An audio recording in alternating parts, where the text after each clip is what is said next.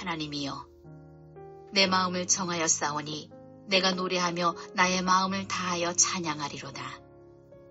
비파야 수구마 깰지어다. 내가 새벽을 깨우리로다. 여호와여, 내가 만민 중에서 주께 감사하고 문나라 중에서 주를 찬양하오리니 주의 인자하심이 하늘보다 높으시며 주의 진실은 궁창에까지 이르나이다. 하나님이여, 주는 하늘 위에 높이 들리시며 주의 영광이 온 땅에서 높임 받으시기를 원하나이다.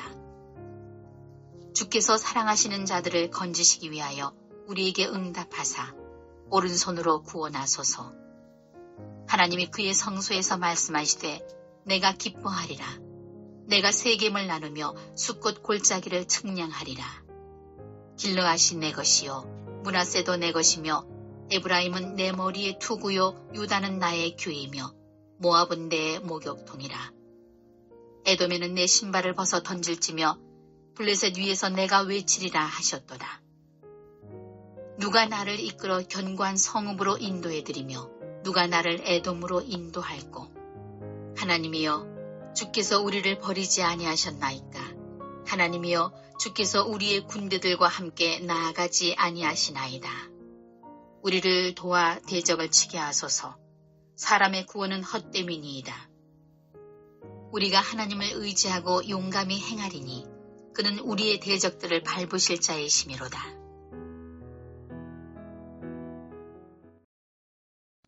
우리 2026년 새해가 4일 지났습니다. 4일.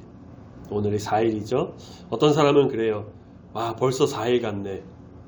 또 어떤 사람은 뭐라 할까요? 이제 4일밖에 안 지났는데 아직 많아 시간이. 그런 분 계시겠죠. 저는 따져보면 후자 입장인데 시간이 참 빨리 간다. 어느새 시간이 이렇게 갔다. 이렇게 생각하거나 말하는 걸 그렇게 좋아하는 편이 아닙니다. 어차피 시간은 흘러가는 거고 시간은 우리를 기다려주지도 않고 우리는 시간에 매여 살기 때문에 시간이 빨리 갔네, 벌써 4일 갔네, 그런 것보다는 그래도 남은 거 생각하고 좀 느긋하게 좀 가자, 좀 여유있게 가자라는 마음을 가지곤 해요. 그렇게 안 될 때도 가끔 있지만요. 물론 그렇다고 해서 게으르거나 그러면 안 되겠죠. 무근해를 보내고 새해를 맞이하면 우리는 보통 무언가를 결심합니다. 올해의 목표, 새해 결심, 다이어트, 올해는 운동해야지, 올해는 자격증 따야지, 성경 일독해야지, 올해는 주일 예배 한 번도 빠지지 않고 나와야지, 이런 것들이죠. 다들 잘 아시겠지만 우리가 이렇게 결심을 하지만 사실 다 이루어지지는 않습니다. 어떤 사람은 새해 결심을 써서 종이에 이렇게 써서 붙여놓고 매일 읽으면서 마음다짐을 하는데 다 성공하는 것도 아니에요. 저도 사실 책상 앞에 작년에 이제 작은 목표를 하나 적어서 붙여놨어요. 이제 어떤 건지 말씀드리기는 조금 어렵지만, 근데 지키려고 적어놓고 매일 보는데도 매일 못 지키는 경우가 있더라고요. 그래도 성공 확률이 좀 있으니까 안 하는 것보다는 해서 마음다짐을 좀 이렇게 하는 게 필요하겠죠. 목표 없는 것보단 나으니까요. 생각하고 다짐하고 결심하고, 흔히 말하는 작심삼일을 3일마다 한 번씩 다시 작심삼일을 하는 거죠. 그러니까 우리가 원하는 이 새해 결심이 이루어지려면 어떻게 해야 할까? 하나님의 사람은 하나님께서 우리를 인도하셔서 이 결심이 이루어지게 인도하신다는 것을 믿으면서 나가야 합니다. 하나님께서 우리를 다스려 달라고 간절히 기도해야 됩니다. 내 상황과 환경을 지배하셔가지고 다 이끌어 주셔가지고 정말 이 주일에는 교회에 올 수밖에 없는 어떤 상황과 환경이 만들어지게 그렇게 기도하는 거죠. 올해는 주일 저녁 예배나 수요 예배도 좀 더 많이 나올 수 있도록 목표도 잡아보시고 하나님께 기도하는 건 어떨까 싶어요.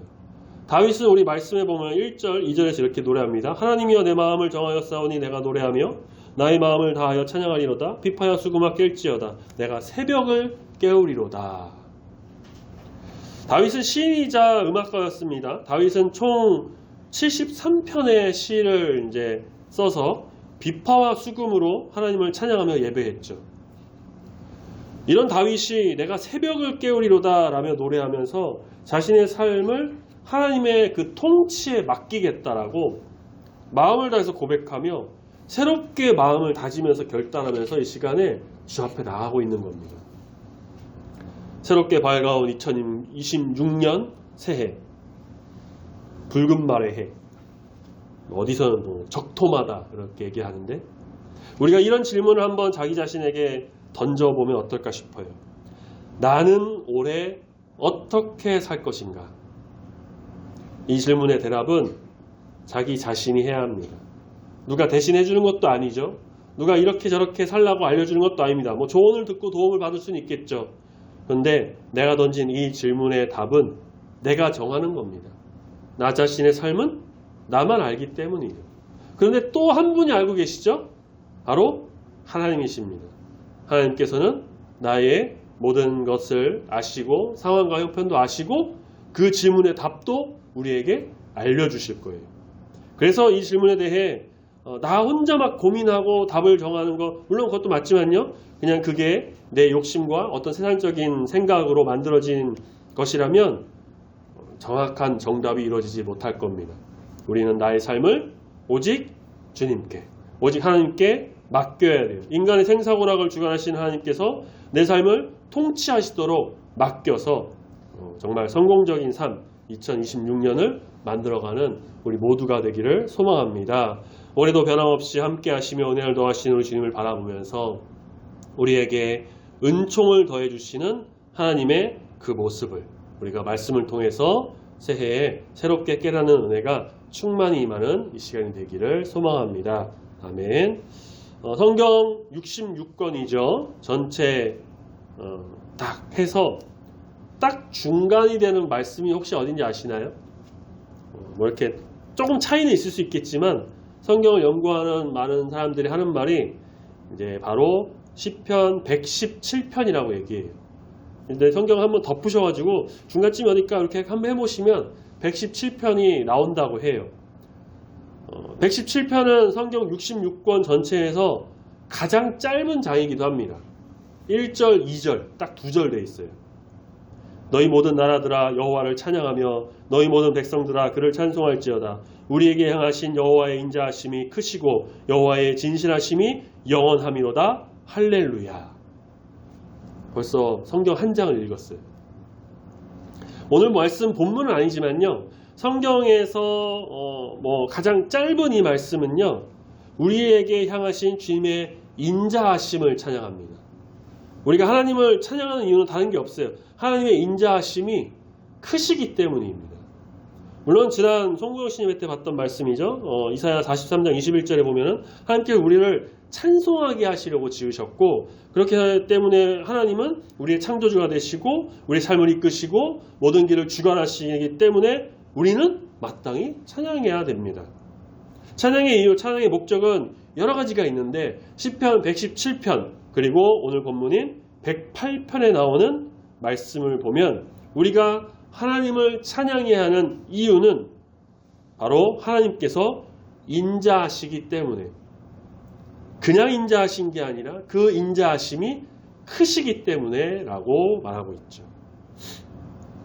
인자는 인애와 자비의 합성어입니다. 인애는 어질인, 사랑애 해서 어진 마음으로 사랑한다 라는 뜻이고요. 자비는 사랑할 자, 슬플 비 해서 남을 사랑하되 좀 가엽게 여긴다. 가엽게 여기면 사랑한다. 그런 뜻이죠. 그래서 인자는 이것을 합치면 어떻게 될까요? 어진 마음으로 남을 사랑하되 그를 정말 가엽게 여기고 불쌍히 여기고 긍휼히 여기는 마음으로 사랑한다 라는 뜻이에요. 우리를 사랑하시는 하나님의 마음은 바로 이 인자, 인애하심과 자비하심입니다. 주님의 이 사랑은 세상의 그 어떤 사랑과도 비교할 수 없는 큰 사랑이에요. 아버지, 어머니, 부모님의 사랑이 크다고 하지만 또 가족 간의 사랑, 연인의 사랑도 크다고 하지만 이 하나님의 사랑에 비할 바가 못 됩니다. 또 그럼에도 불구하고의 사랑이에요. 우리가 죄인임에도 불구하고 우리가 주님을 배신했음에도 불구하고, 우리가 주님 말씀에 불순종했음에도 불구하고, 우리가 이런 핑계 저런 핑계 대면서 주님 앞에 더 나가지 못했음에도 불구하고, 부족하고 연약함에도 불구하고 우리 주님은 우리를 사랑하십니다. 우리 하나님께서는 저와 여러분, 여기 모인 우리 모든 성도님, 가정, 우리 교회를 사랑하십니다. 주님의 이 사랑이 있기에 우리는 이 새해에도 안전하게 살아갈 수 있어요. 이 사랑이 있기 때문에 새해에 기대를 더 갖게 되고 소망을 갖게 되고 믿음으로 나갈 수가 있는 것입니다. 이 사랑에 힘입어서 이번 새해도 힘차게 달려나갈 수가 있습니다. 우리에게 비록 선한 것이 하나도 없다 하더라도 믿음을 보시고 의인이라고 부르신 우리 주님의 인자하심을 말로 다 표현할 수가 없죠. 찬송가 304장 3절 가사에 하늘을 두루마리 삼고 바다를 먹물 삼아도 한없는 하나님의 사랑 다 기록할 수 없겠네 라고 하죠.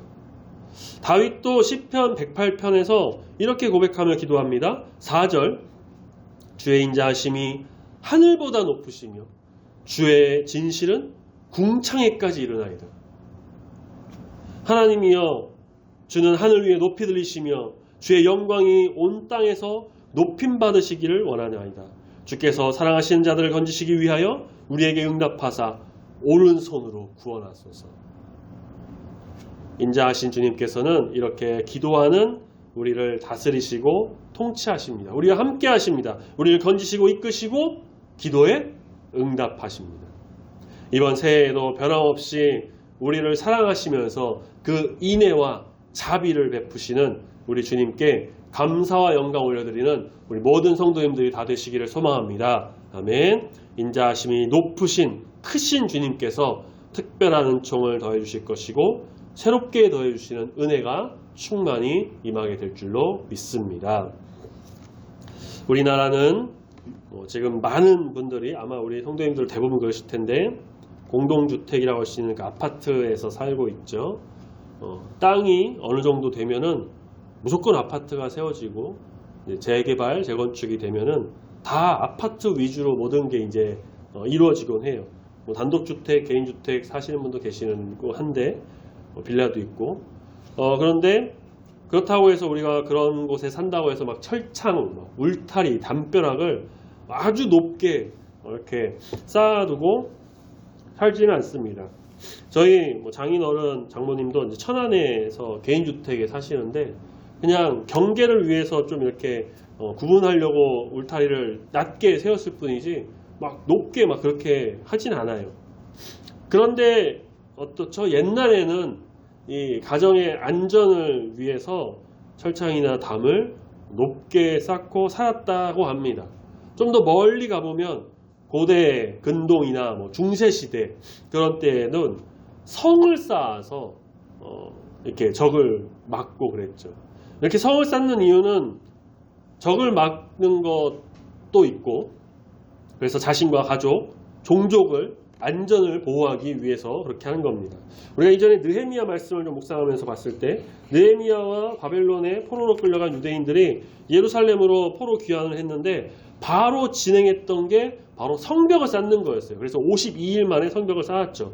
당시는 성벽이 외부의 침입으로부터 보호하는 것은 물론이고요. 이 성이나 어떤 도시의 경계를 표시하는 그러니까 어떤 선을 그어주는 그런 거에 됐고 또 바람, 자연재해로부터 보호하는 기능도 있어서 이 성벽은 필수적이었습니다. 자, 그런데 일반적으로 우리가 말해도요. 이 땅의 삶은 아무리 그렇게 쌓고 보호해도 사실 안전하지가 않아요.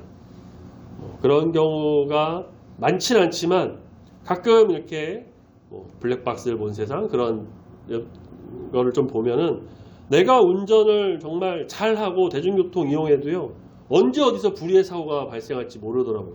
나는 정말 방어운전에 안전운전 정말 잘했는데 반대편에서 신호위반하는 차가 혹은 뒤에서 그냥 대려박으면 답이 없죠. 그냥 사고 나는 겁니다. 우리가 사는 이 시대, 인터넷은 선택이 아니라 지금 필수의 시대입니다. 너무 유용한 정보와 또 활용, 멀리 있는 외국의 어떤 사는 사람, 친구, 가족과 바로 옆에 있는 것처럼 통화하고 AI, 최첨단 산업 발달로 우리는 그 어느 때보다 편안함과 편리함을 제공받으며 살아가고 있어요. 저도 사실 설교 준비할 때 자료가 좀 부족하거나 필요한 게 있으면요, 다들 아실 거예요. 그 챗 GPT 있죠. 아주 잘 나오더라고요. 이렇게 활용을 합니다. 그런데 이런 갖가지 인터넷 매체가 또 사람들을 위험한 곳으로 끌어들입니다. 어둠의 경로라고 하죠. 불법 동영상, 불법 도박, 그런 것들 접하게 되고, 이런 것들은 비단 어른뿐만이 아니라 어린 아이들에게도 그냥 버젓이 통용되고 있다는 게 참 안타깝죠.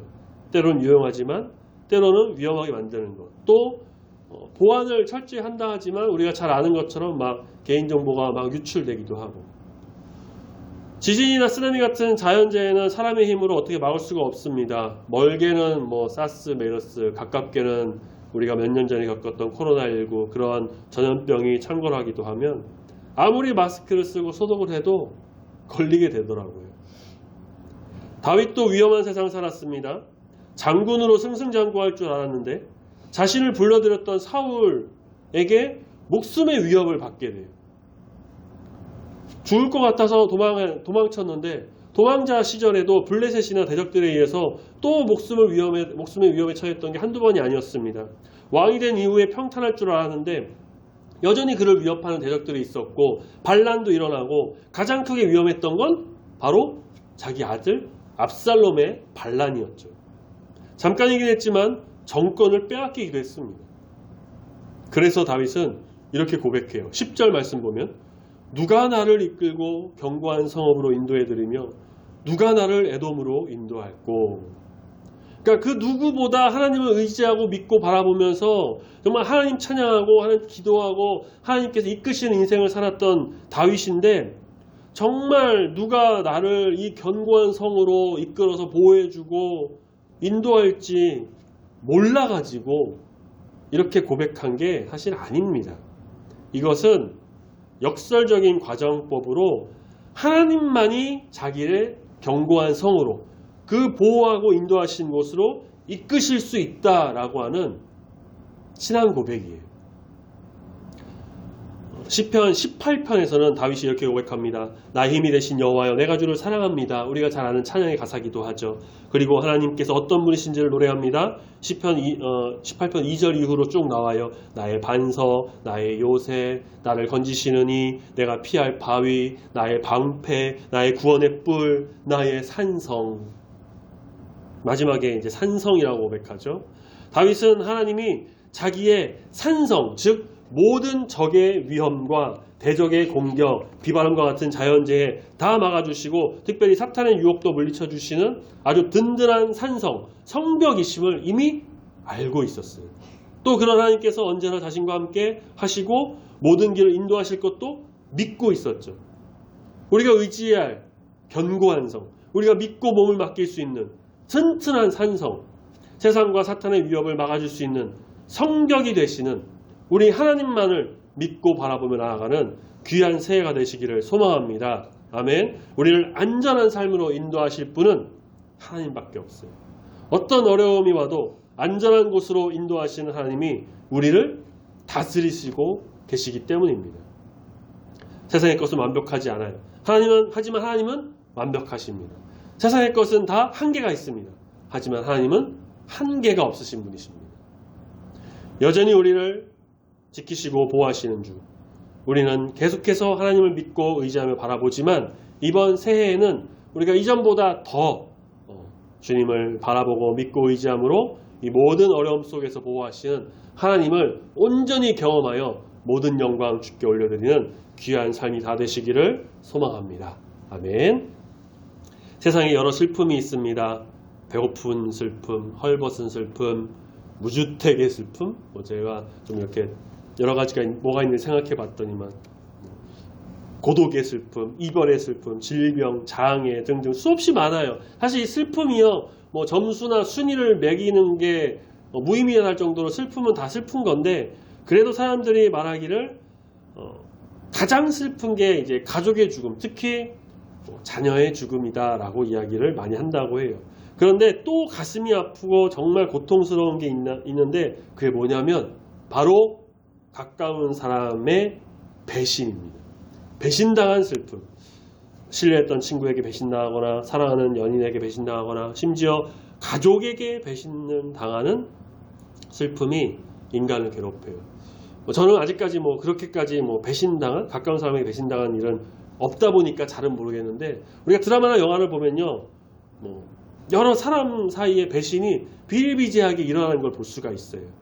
배신당한 사람은 정말 큰 충격에 빠지고 큰 슬픔에 좌절하기도 합니다. 예수님께서도 버림받는 슬픔을 경험하셨습니다. 예수님 제자 가룟 유다. 요한복음에서 말씀 보면 그가 돈꾀를 맡았다고 해요. 그러니까 예수님과 그 제자 공동체에서 회계, 총무 역할을 맡았다라는 거예요. 아니 근데 테리 출신의 마태도 있고 예수님 사랑하시는 제자라고 하는 요한도 있고 흔히 말하는 수제자 베드로도 있는데 왜 하필 가룟 유다였을까라고 보면 학자들은 그래요. 그만큼 예수님께서 그를 신뢰하고 또 재정을 다 맡겨도 될 만큼 계산도 빠르고 똑똑하고 그랬기 때문이다라고 해요. 그런데 그런 가룟 유다가 예수님을 은 30에 유대인들에게 팔아넘겨 버립니다. 그뿐인가요? 주님께서 천국 열쇠를 약속하셨던 그 베드로, 주님 3번이나 부인합니다. 그냥 도망가 버렸어요. 다른 제자들도 다 도망갔다고 해요. 예수님 붙잡히실 때 다 도망갔어요. 아무도 도와주거나 변호하지 않았습니다. 보호해주지 않았습니다. 모두 배신하고 도망간 겁니다.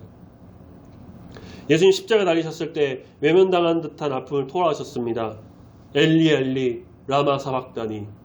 이를 번역하면 곧 나의 하나님 어찌하여 나를 버리셨나이까.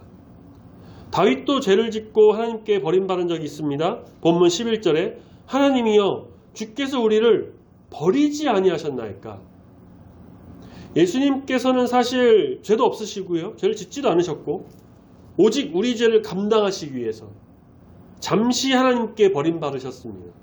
그러나 다윗을 비롯한 우리는 죄를 지어 하나님께 징계를 받기도 합니다. 그래서 우리가 새해에 더욱 조심해야 할 것은 뭐냐? 죄를 짓지 말아야 한다는 거예요. 물론 죄는 항상 짓지 않도록 해야 되죠. 우리는 죄에 노출되어 있는 이 세상에서 살아가고 있고 죄와 가깝게 지내고 있는데 그렇다고 해서 죄의 그늘에 서지 않도록 노력해야겠죠. 각별히 주의해야 합니다. 새해에는 더욱 그러하셨으면 좋겠습니다. 새해에는 죄에 얽매이지 않고 그래서 하나님과 멀리 되지 않고 하나님을 떠나지 않고 하나님을 배신하지 않고 그렇게 하나님께 버림받는 일이 없도록 죄를 지었으면 얼른 회개하고 돌이켜서 하나님 품에 하나님 손에 다시 오는 귀한 영혼이 되어야 할 것입니다.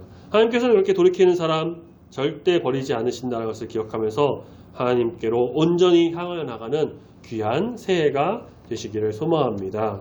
우리는 혈과 육으로 살려는 경향이 있습니다. 사실 인간이기 때문에 어쩔 수 없는 경향이긴 해요. 그런데 마귀는 우리가 혈과 육으로만 살기를 바라보고 있습니다. 혈과 육으로 살면 마귀의 친구가 될 수밖에 없다는 것도 우리는 잘 알아야 합니다. 우리가 혈과 육으로 살면 마귀와 가깝게 되기 때문에 세상과 가깝게 되기 때문에 하나님과는 함께하기가 어렵다는 것도 알아야 합니다. 하나님 함께 하시지 않는 삶, 하나님의 그 손안에 있지 않는 삶은 결국 실패밖에 없고 아무것도 이루지 못하게 됩니다. 그러면 마귀를 물리치는 좋은 방법은 무엇일까? 사도 바울은 에베소서 6장 13절에서 하나님의 전신갑주를 취하라 라고 이야기합니다. 이는 악한 날에 너희가 능히 대적하고 모든 일을 행한 후에 서기 위함이라. 그런즉 서서 너희 진리로 너희 허리띠를 띠고 의의 호심경을 붙이고 평안의 복음이 준비한 것으로 신을 신고 모든 것 위에 믿음의 방패를 가지고 이로써 능히 악한 자의 모든 불화살을 소멸하고 구원의 투구와 성령의 검 곧 하나님의 말씀을 가지라.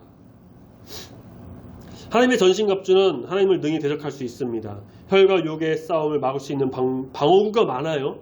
진리 허리띠, 의의 호심경, 믿음의 평안의 복음의 신, 믿음의 방패, 구원의 투구, 이렇게 하나님의 전신갑주를 입은 자는 마귀의 공격과 세상의 유혹을 물리칠 능력을 갖게 됩니다.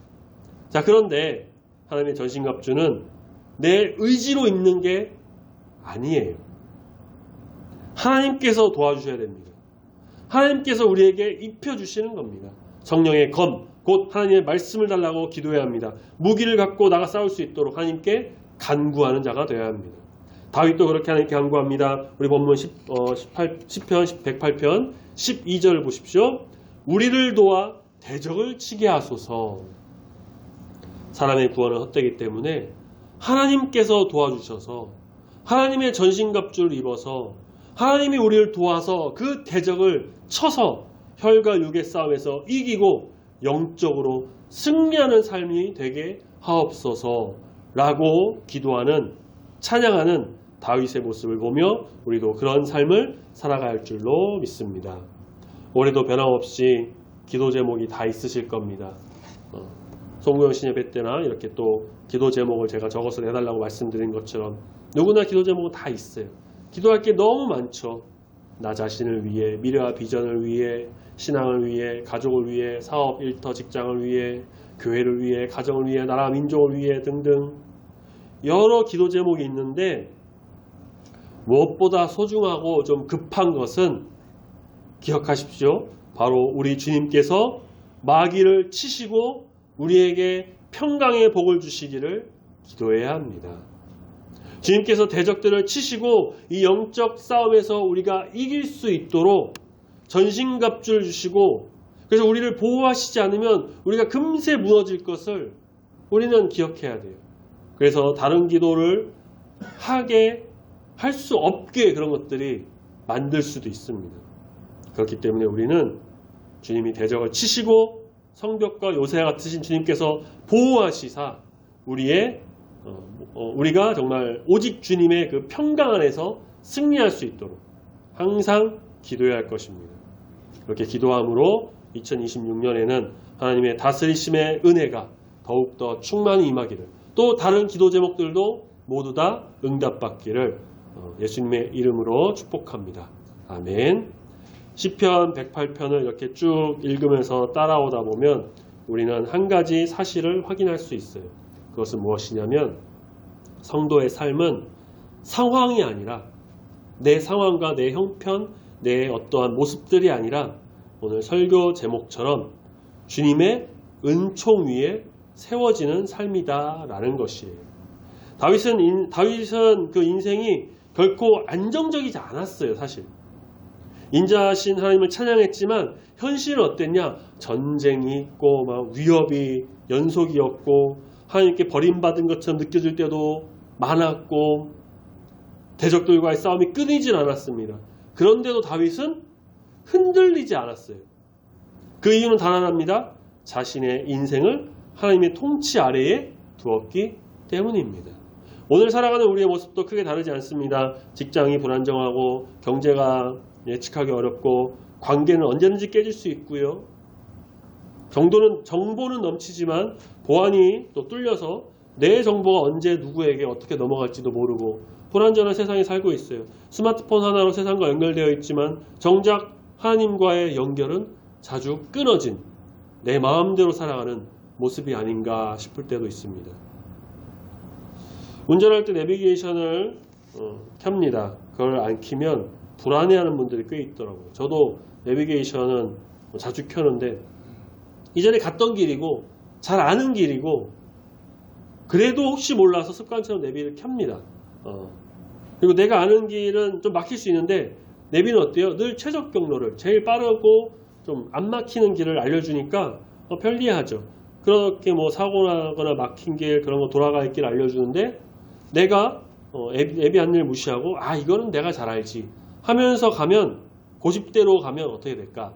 물론 잘 될 때도 있습니다. 잘 가고 잘 갈 수도 있어요. 그런데 결국은 다시 돌아가야 될 때가 있고 막히기도 하고 시간 낭비하고 짜증나기 할 때가 있습니다. 자, 우리의 인생도 그렇습니다. 우리의 최고의 내비게이션이신 하나님이 계세요. 그런데 우리는 종종 어때요? 그 음성을 꺼버리고 내 마음대로 살아가요. 말씀 읽지 않고 기도 미루고 예배를 선택사항으로 둬요. 이제 그런 생각을 들어 해봤어요. 예전에 주일 성수로 가면 정말 교회 형편상 그럴 수도 있지만 아침부터 진짜 저녁까지 하루 종일 교회에 있으면서 예배도 계속 드리고 이사역하고 저거 봉사하고 밥 먹고 심지어 막 쉬고 잠도 자고 막 그랬는데 어느 순간부터 다른 교회도 다 그렇지만 주일 예배 한 번 드리면 그걸로 이제 끝, 그런 느낌이 좀 많이 들더라고요. 그러면 하나님께 또 불평합니다. 왜 인생이 이렇게 꼬여요? 왜 인생이 이렇게 힘들어요? 왜 은혜가 안 느껴지냐라는 거죠. 하나님의 은총은 우리에게 늘 주어지지만 은총을 누리는 삶은 선택입니다. 다윗처럼 인자하신 하나님을 찬양하는 선택, 견고한 성이 되시는 우리 주님을 의지하는 선택, 죄에서 돌이켜 버리지 않으시는 주님께 다시 돌아오는 선택, 대적 앞에서 혼자 싸우지 않고 주님께 도움을 구하는 선택. 이 선택들이 모일 때에 우리는 주님의 은총을 받는 성도로 살아갈 수가 있는 것입니다. 올해는 이렇게 계획을 한번 해보시면 어떨까 싶어요. 하루의 시작을 스마트폰이나 뉴스보다는 짧은 기도로 시작하기. 내 감정과 판단보다는 말씀 한 절을 기준으로 세워서 결정하기. 불안할 때 혼자 끙끙대지 말고 기도로 하나님께 맡기기. 예배를 의무가 아니라 은총의 자리로 인정하고 회복하기. 이런 것들. 이런 작은 선택이 쌓이고 쌓이면요. 그래서 어느 순간 돌아보면 우리가 자주 찬양했던 것처럼 모든 것이 주의 은혜고 주님께서 함께 하셔서 여기까지 인도하셨네 라고 저절로 찬양하는 그런 고백이 나오는 우리 모두가 될 것입니다.